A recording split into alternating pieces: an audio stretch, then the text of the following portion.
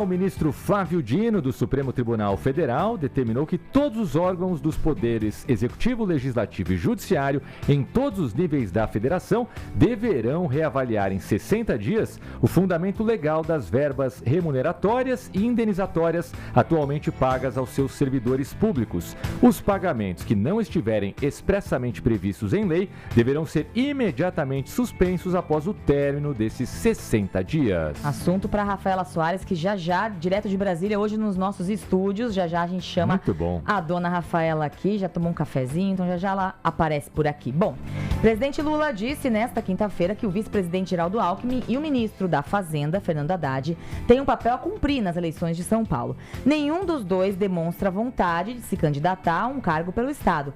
Lula, porém, precisa de aliados fortes concorrendo ao governo e as vagas no Senado em São Paulo para impulsionar a própria campanha de reeleição. Será mesmo que nenhum dos dois se deseja candidatar a um cargo pelo Estado?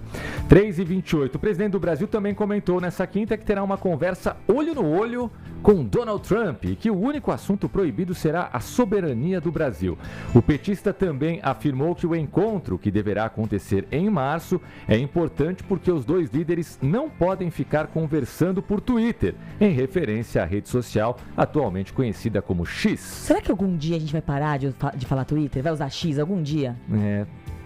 Tem coisas que... Eu vou xizar, vou twittar. Vou xizar, de onde já se viu. Pois é, eu era pequeno, eu lembro dos meus pais falando, quando eu deixava a luz acesa, você pensa que eu sou sócio da Light? Já tinha mudado para Eletropaulo há anos. E eu continuei falando isso para os meus filhos, já mudou para Enel e continuamos falando Light. Aliás, no Rio ainda é Light, né? Você sabe que isso era assim, é uma coisa de pais de todos os estados, porque no Paraná era assim, você acha que eu sou sócio da Copel? Né? Enfim, percebi que é uma coisa nacional realmente. Exato.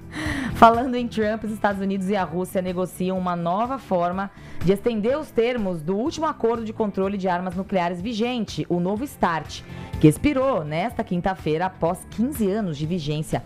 A informação foi revelada pelo site americano Axios. Pelo que foi conversado, a ideia é deixar o novo START acabar, até porque não há tempo legal de estendê-lo e manter os seus termos. A dúvida que fica agora é se a negociação será aberta a outros países. Bom, 15h30. A Polícia Federal abriu um inquérito para investigar o Grupo Fictor, suspeito de fraudes financeiras após a tentativa de compra do Banco Master. A empresa está em recuperação judicial com dívidas bilionárias e o caso envolve a liquidação do banco pelo Banco Central. As informações pela primeira vez aqui no Link TMC com a nossa Rafaela Soares, aqui em São Paulo. Tudo bem, Xará? Tudo bem. Oi, Mayara. Oi, Tomás. Muito prazer estar aqui. Pois é, mais um capítulo do Banco Master que parece que nunca termina essa história, dessa vez envolvendo aí o Grupo Fictor, que assim como o BRB, o Banco de Brasília, tentou comprar o Banco Master no meio daquela escalada ali de tensão, principalmente por conta da operação da Polícia Federal. Segundo a PF, novos indícios sustentaram a abertura de um inquérito formal, mas o Grupo Fictor já estava no radar das autoridades há muito tempo. Borcaro, na época, chegou a afirmar que o grupo compraria o Banco Master, também com investidores dos Emirados Árabes Unidos, mas, segundo a PF, esses investidores nunca apareceram. A gente lembra que Borcaro também está sendo esperado para depor na CPMI do INSS, também estão querendo abrir a CPMI do Banco Master, mas agora outro inquérito, porque a PF também já está investigando o processo de compra ou não compra do Banco Master pelo BRB, que é o Banco de Brasília. Agora mais um processo foi negado pelo BC para tentar salvar ali o Banco Master. Esses depoimentos não estão demorando muito, Rafaela? É um processo ou os advogados dele estão conseguindo adiar essas conversas?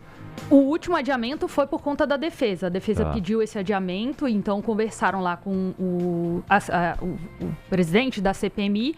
Mas o que a gente vê ali nos bastidores é uma tentativa de blindar a abertura da CPMI do Banco Master, porque o Borcaro vai falar da CPMI do INSS, muitos dos créditos consignados que foram descontados ali direto da folha de aposentados e pensionistas, mas está marcado agora para o dia 26 de fevereiro. A gente vai ver se a defesa vai entrar com outro pedido. Isso é bem comum em alguns acusados investigados também por CPMI, para eles tentarem recolher o máximo de provas que eles tiverem, informação que os deputados têm ali à disposição, para tentar preparar muito o cliente.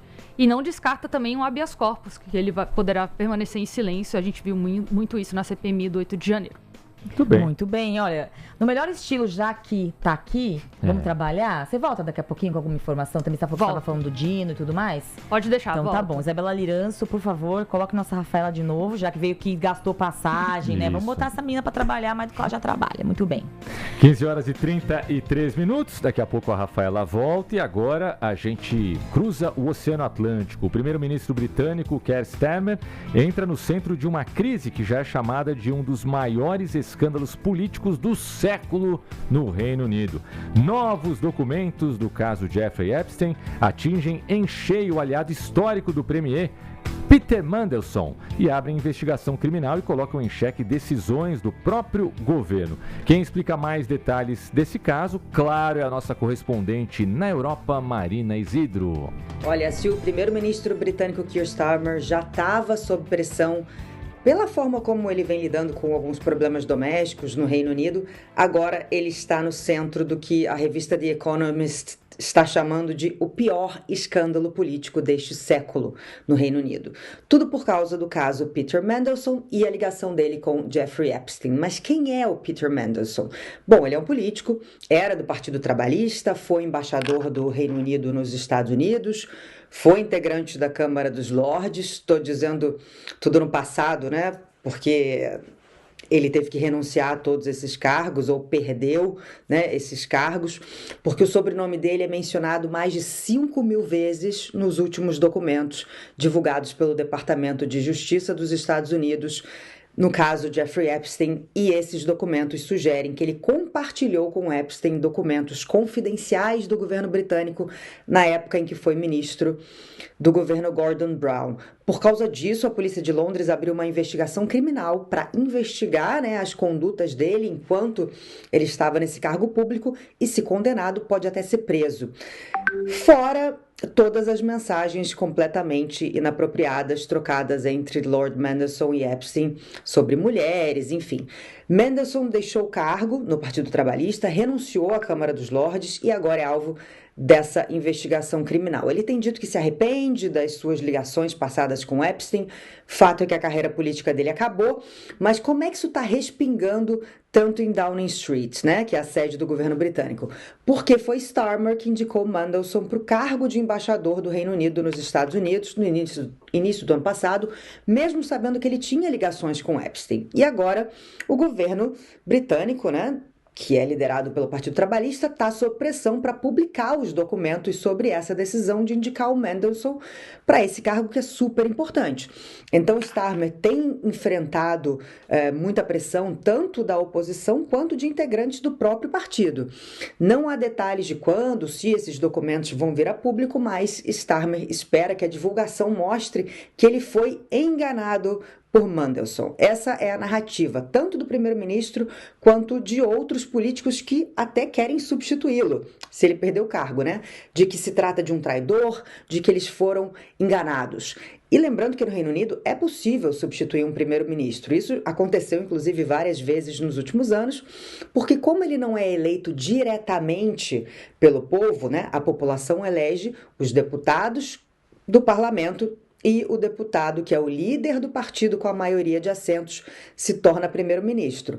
Então, como não é uma eleição direta, os próprios deputados do partido podem votar e, se a maioria decidir que não acredita mais no líder, né, do partido, eles escolhem um novo. Em último caso, as eleições gerais, que no Reino Unido estão programadas para 2029, podem ser antecipadas, mas fato é que o cargo do primeiro-ministro britânico está bastante em risco nesse momento. Que coisa, né? Uma atrás da outra, cada dia parece que a gente entra aí nas entranhas desse caso num país diferente. Agora sobrou para o premier britânico por conta da ligação forte dele com o Peter Mandelson, que é o nome da vez aí nas conversas descobertas, né? O Mandelson, a Marina citou, né? Trabalhou também durante o mandato do Gordon Brown, foi secretário de Estado para a Irlanda do Norte, lá atrás com Tony Blair, secretário de Finanças também no governo Tony Blair, enfim, é aquele político que vai mudando o premier, né? Como a gente às vezes vê aqui no Brasil, né? Muda o partido, muda o presidente, mas tem pessoas que estão sempre ali em cima, né? Ciceroneando os poderosos e fazendo parte, né? Dessa rede de poder. É o caso do Peter Mandelson, mais uma vítima aí do extenso, gigantesco caso Jeffrey Epstein. 3h37. Vamos de novo com Rádio Uber, mais um bloquinho, minha cara Maiara? Bora lá. Então vamos, daqui a pouco a gente volta.